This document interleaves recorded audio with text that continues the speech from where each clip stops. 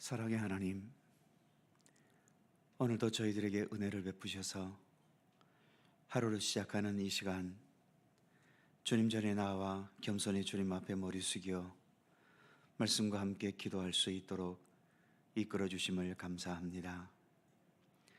항상 우리를 때를 따라 불러주시고 또 생명의 양식으로 먹이시며 여전히 부족하고 연약하지만 있는 모습 그대로 우리를 받아주셔서 저희들로 하여금 더 온전한 하나님의 백성으로 자라갈 수 있도록 이끌어 주심을 더욱 감사드립니다.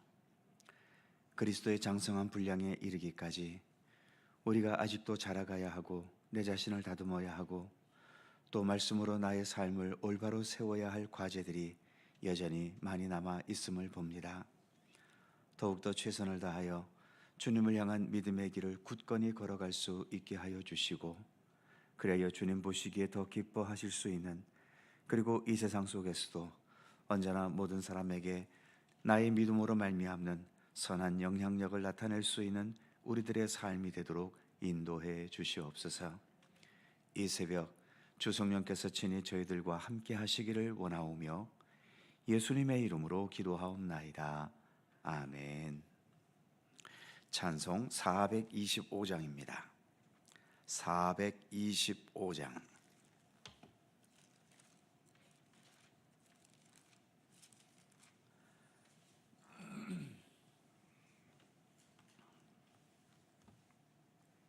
(425장) 함께 찬송합니다.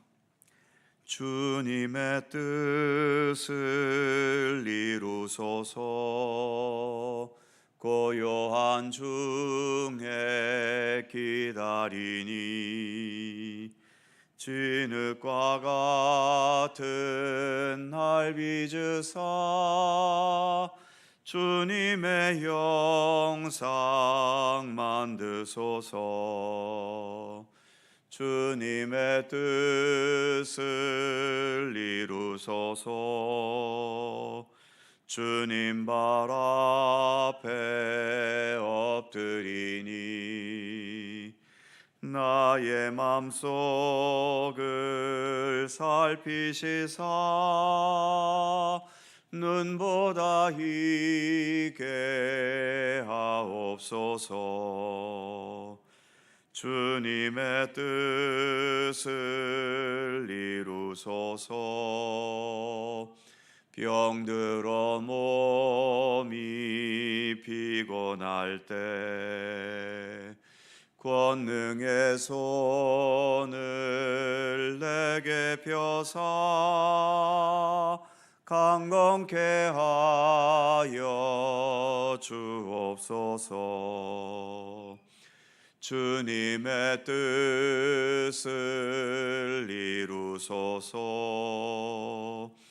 온전히 나를 주장하사 주님과 함께 동행함을 만민이 알게 하옵소서.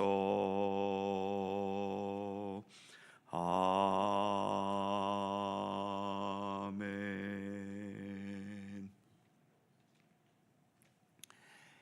요나 1장 2절입니다. 요나 2장 1장 2절에서 5절까지의 말씀입니다.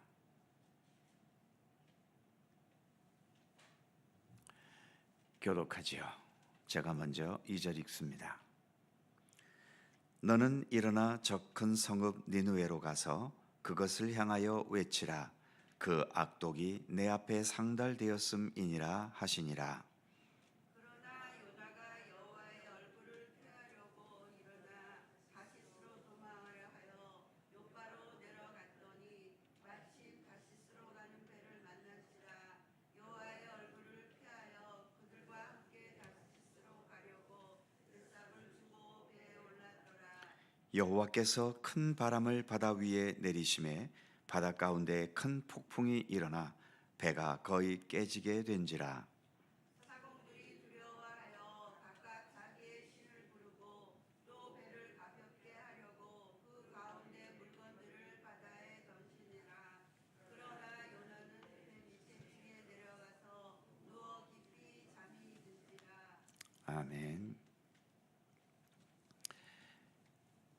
1장 초장부터 몇 개의 단어에 꽂히다 보니까 진도가 잘 나가지 않고 있네요. 이제는 어느 정도 진도가 나가는 쪽으로 해야 할 것 같습니다.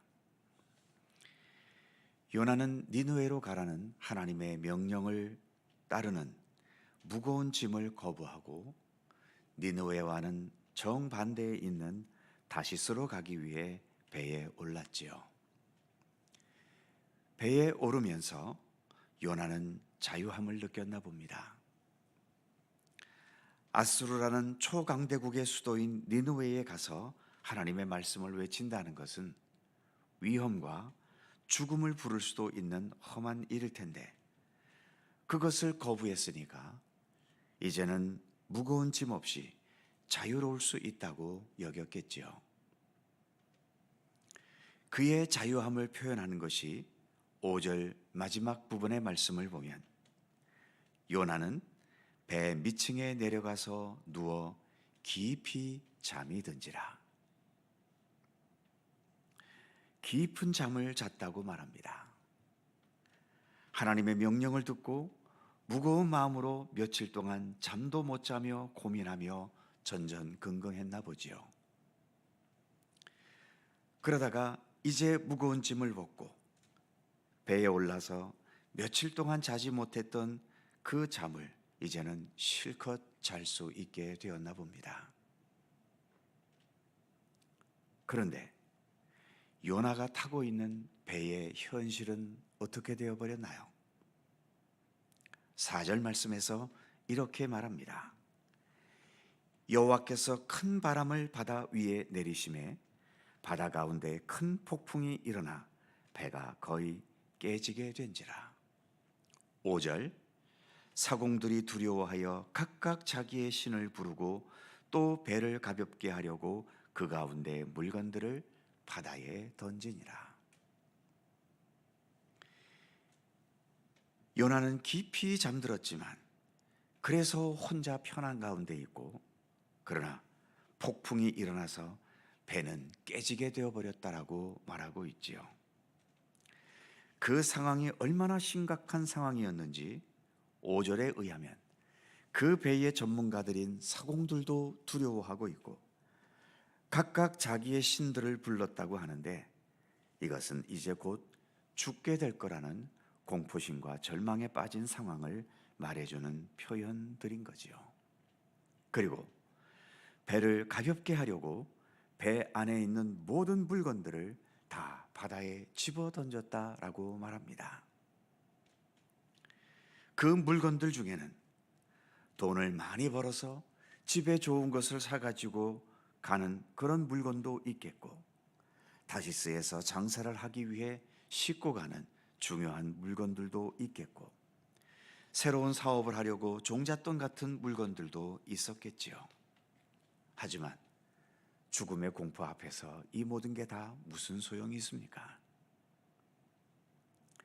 오히려 방해가 되기 때문에 다 버리고 있지요. 그렇게 사람들이 돈을 좋아하고 속된 표현으로 돈에 환장하기도 하지만 어느 순간 사람들이 그렇게 매달리고 집착하는 돈도 필요 없을 뿐만 아니라 오히려 방해가 되어버릴 때도 있다는 것입니다. 가능하다면 돈을 많이 버시되 그러나 돈이 가지는 한계성도 분명히 인식하면서 우리는 돈을 대하며 살아야 하는 거죠. 문제는 잘못은 요나가 저질렀는데 그로 인한 환난과 위험은 배에 타고 있는 사람들이 왜 함께 당하느냐라고 하는 겁니다. 하나님은 잘못한 요나 한 사람만 치실 것이지 왜 죄 없는 배에 탄 모든 사람이 다 위험에 빠져 고통을 겪게 하시냐는 겁니다. 결론부터 말씀드리자면 인간은 함께 사는 존재들이기 때문에 그렇습니다. 우리가 흔히 한편이 되어서 같은 운명이 되었을 때 우리는 한 배를 탔다라고 말하지 않습니까? 이겨도 같이 이기는 거고 저도 같이 지는 거죠. 내가 잘하지 않았어도 우리 팀이 잘하면 나는 잘한 사람이 되는 거고, 내가 잘했는데도 다른 사람이 잘못해서 지게 되면 나도 지는 겁니다. 억울해도 할 수 없지요. 달리기 중에 계주, 이어달리기라는 것이 있지 않습니까? 아무리 세계 신기록 보유자가 그 팀에 있다 하더라도 그 팀이 지면 그 세계 신기록의 선수도 지는 거지요. 지금 우리들이 대한민국에 살고 있기 때문에 이 정도라도 사는 겁니다. 만일 여러분들이 북한 사람이었다면 지금 어떻게 살고 있을까요? 저 아프리카 최악의 빈곤국의 백성이었다면 우리는 지금 어떤 모습으로 살고 있을까요? 내가 잘나서 대한민국 백성이 되었습니까? 아프리카 빈곤국의 백성들은 못나고 밀어내서 그렇게 빈곤과 굶주림에 시달리나요? 다 팀을 잘 만나고 못 만나고 차이 때문이지요. 우리 인간은 이렇게 함께 사는 존재이기 때문에 이런 운명에 있는 겁니다. 지금 요나가 타고 있는 배는 글자 그대로 한 배를 타고 있는 사람들이지요. 요나가 하나님의 말씀에 제대로 따랐다면 이런 풍랑은 없었겠지요. 하지만 요나가 하나님의 말씀대로 따르지 않았기 때문에 그로 인한 풍랑의 재난을 배 안에 타고 있는, 한 배를 타고 있는 모든 사람들이 다 당하고 있는 겁니다.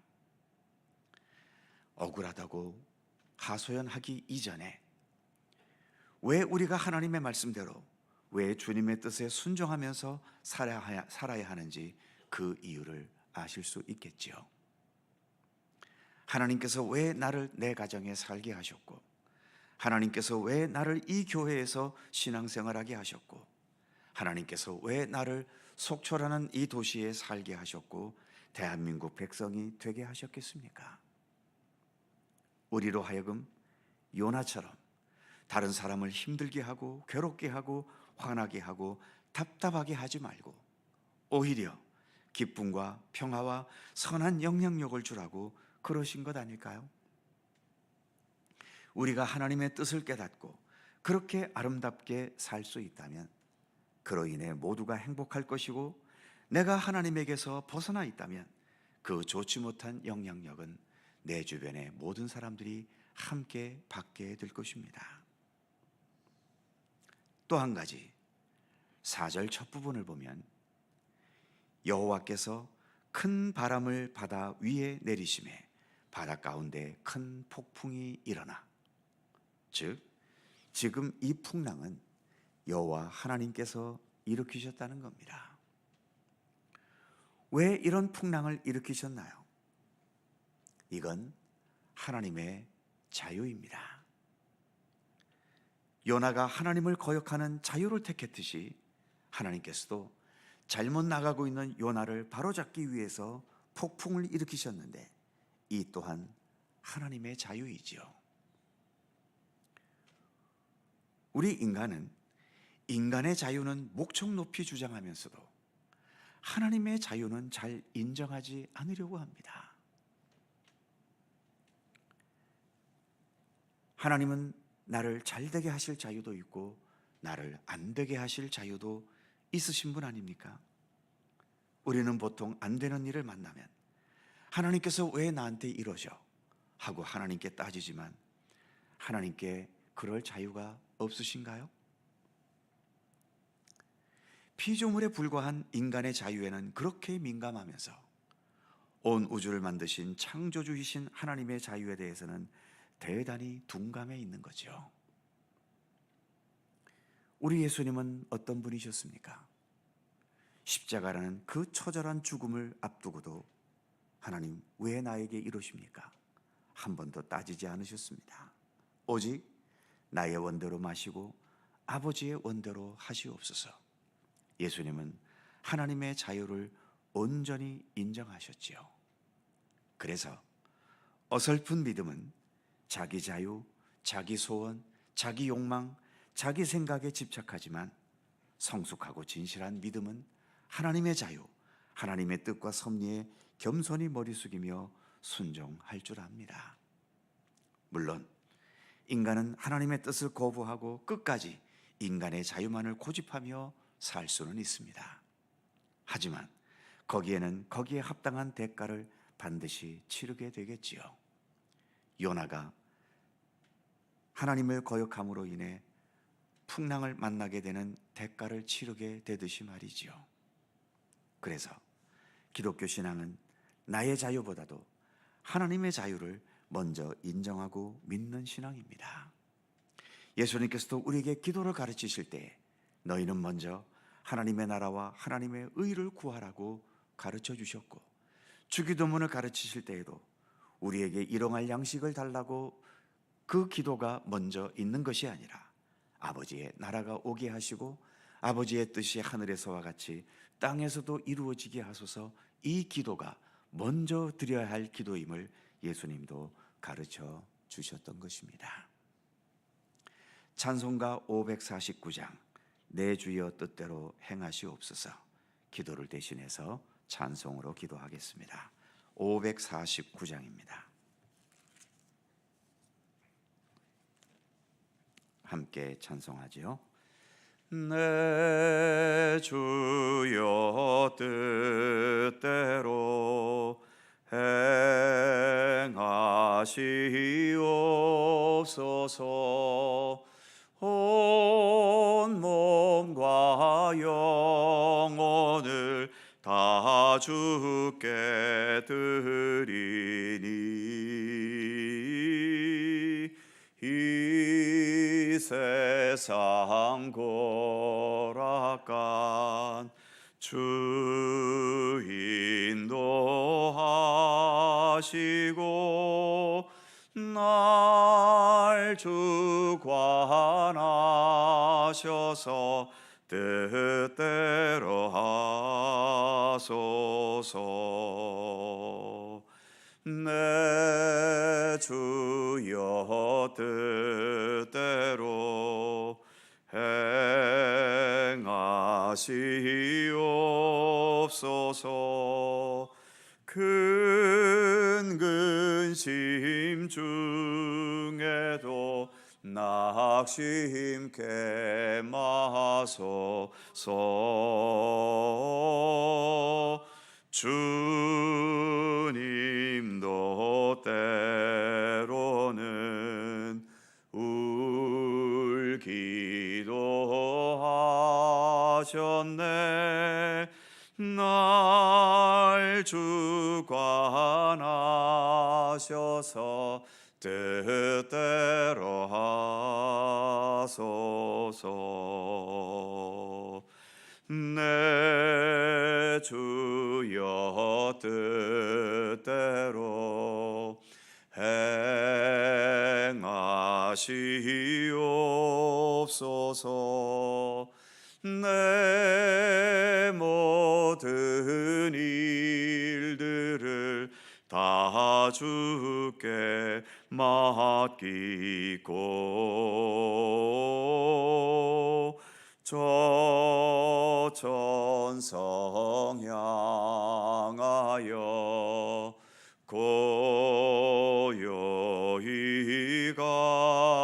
가리니 살든지 죽든지 뜻대로 하소서.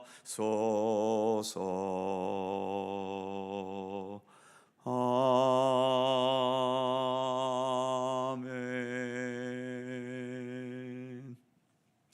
주님 가르쳐 주신 기도 하시겠습니다. 하늘에 계신 우리 아버지, 아버지의 이름을 거룩하게 하시며 아버지의 나라가 오게 하시며 아버지의 뜻이 하늘에서와 같이 땅에서도 이루어지게 하소서. 오늘 우리에게 일용할 양식을 주시고 우리가 우리에게 잘못한 사람을 용서하여 준 것 같이 우리 죄를 용서하여 주시고 우리를 시험에 빠지지 않게 하시고 악에서 구하소서. 나라와 권능과 영광이 영원히 아버지의 것입니다. 아멘. 함께 기도하시고 자유롭게 돌아가시겠습니다.